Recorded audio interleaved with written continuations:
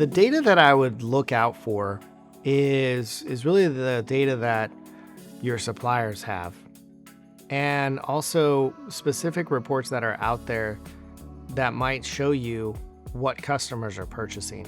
There aren't very many out there that'll provide that information.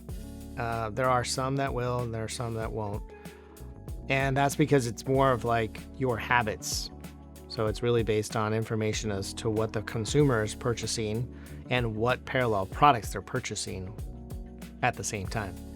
And you'd want to see if you can find some reports through your distributors, and you can request those. Say, hey, which are your top most sold items in my area?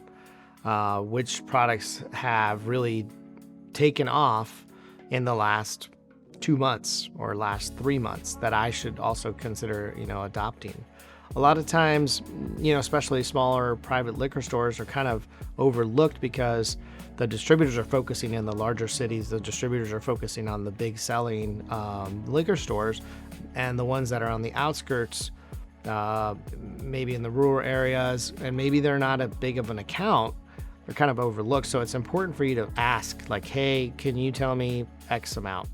So that data is critical because a lot of large companies we found that will take on, and not in the liquor industry, will actually take on those reports and will actually pay the retailer a credit and free money essentially to give them that information, which they compile, and all those receipts, they take on all those transactions and everything you bought.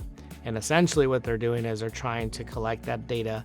If you bought a pack of, say, Marlboros and you paired it with this Bang drink or this Monster drink or Red Bull drink, and then you decided to pick up some sort of bubblegum, well, which one of those bubblegums? Now it's important because you can pair cigarettes and Red Bull all day long, but wait, this person bought bubblegum and this is the bubblegum they picked. That's going to be super valuable. And that would be the same thing in the liquor industry. If they're buying maybe some whiskey and a tequila, or maybe they're buying wine and they bought a bourbon, maybe there's some relevancy between the type of wine that they like and the type of cast within the bourbon. Maybe there's some profile similarities, and then they can kind of better market to us as a population. So I would say the data is super important, and having that information, if you can get it for your store to make it, to where it's actually of relevancy, right, to your business, then you would want to ask for that information. I believe they can provide that with the top 10s, top best, and that's what your sales reps and distributors will give you. Mm-hmm.